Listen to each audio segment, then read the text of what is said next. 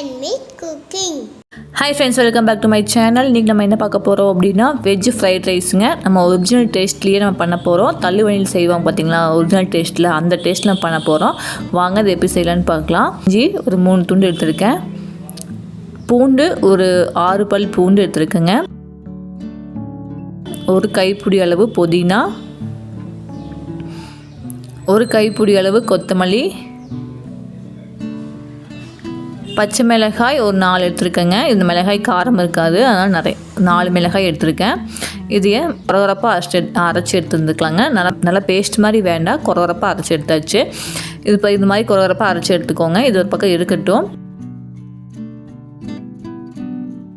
அதுக்கப்புறம் தாளிச்சு விட்டுக்கலாங்க. எண்ணெய் 2 ஸ்பூன் சேர்த்திக்கலாம். எண்ணெய் காஞ்சதுமே பெரிய வெங்காயம் சேர்த்திக்கலாங்க. ரெண்டு பெரிய வெங்காயம் எடுத்துருக்கேன். கொஞ்சமாக கருவேப்பிலை அதையும் சேர்த்துட்டு வெங்காயம் நல்லா வதங்கி வரட்டுங்க. இப்போ பாருங்கள், வெங்காயம் நல்லா வதங்கி வந்துடுச்சு. ஒரு 70% வெங்காயம் வதங்கினாலே போதுங்க, அது டேஸ்ட் நல்லாயிருக்கும். இப்போ நான் அரைச்சி வச்சுருக்க பேஸ்ட்டு நான் உள்ளே சேர்த்திக்கலாம். இஞ்சி பூண்டு பேஸ்ட்டை அந்த மசாலா சேர்த்துட்டு பச்சை வாசனை போகிற வரைக்கும் அந்த மசாலா வதக்கி விட்டுக்கலாங்க.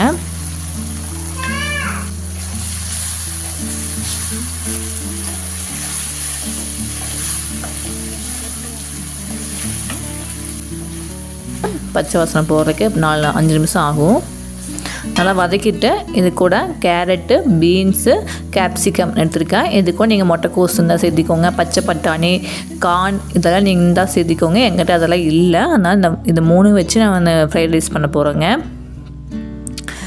டீ ஸ்பீட்லேயே வச்சுக்கோங்க, சிம்மில் வைக்காதீங்க. ஃப்ரைட் ரைஸ் பொறுத்த வரைக்கும் டீ சிம்மில் வைக்கக்கூடாது, ஹை ஃப்ளேம்லேயே வச்சுட்டு நல்லா வதக்கி விட்டுக்கோங்க. காய் வதங்கிறதுக்கு கொஞ்சமாக உப்பு சேர்த்திக்கலாம். உப்பு சேர்த்திட்டு நல்லா வதங்கிட்டுங்க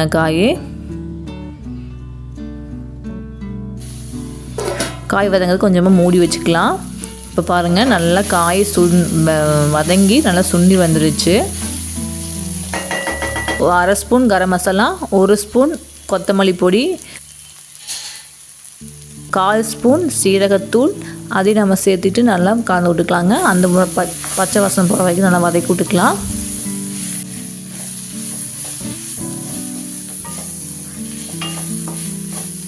இப்போ சாப்பாடு இது மாதிரி 2 விசில் விட்டு சாப்பாடு எடுத்து வச்சுருக்கேங்க. அது ஆறுட்டுன்னு எடுத்து வச்சுருக்கேன். இப்போ ஆறுனதுக்கப்புறம் அதனால் மசாலா காயெல்லாம் நல்லா வதங்கி வந்துடுச்சு பார்த்திங்களா. அதனால் காய் ஒரு 60% வதங்கினா போதுங்க, ஃபுல்லாக வதங்கோன்ட்டு இல்லை. அப்போ தான் சாப்பிடும்போது நல்லாயிருக்கும். இப்போ சாப்பாட்டு உள்ளே சேர்த்திட்டு நல்லா கலந்து விட்டுக்கலாங்க. இப்போ நல்லா கலந்து விட்டதுக்கப்புறம் இது கூட சோயா சாஸ் இருந்தால் சேர்த்திக்கோங்க, இல்லைன்னா ஸ்கிப் பண்ணிக்கோங்க. 2 ஸ்பூன் சோயா சாஸு, 1 ஸ்பூன் மிளகுத்தூள் அதையும் நம்ம சேர்த்திக்கலாம். மிளகுத்தூள் காரம் பத்தலினா கடைசியில் மிளகுத்தூள் சேர்த்திக்கோங்க, அதுதான் கரெக்டாக இருக்கும். அதையும் நல்லா போட்டு கலந்து விட்டுக்கலாங்க. உப்பு பத்தலினா லைட்டாக சேர்த்திக்கோங்க. எனக்கு உப்பு பத்தலைன்னா மறுபடியும் சேர்த்திருக்கேன். அவ்வளோதான்.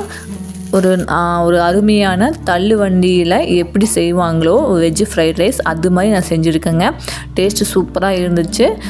இதை கூட மேலே பச்சை வெங்காயத்தை போட்டு சாப்பிட்டீங்க அப்படின்னா சூப்பர் அல்டிமேட்டான ஒரு வெஜ் ஃப்ரைட் ரைஸ் ரெடிங்க.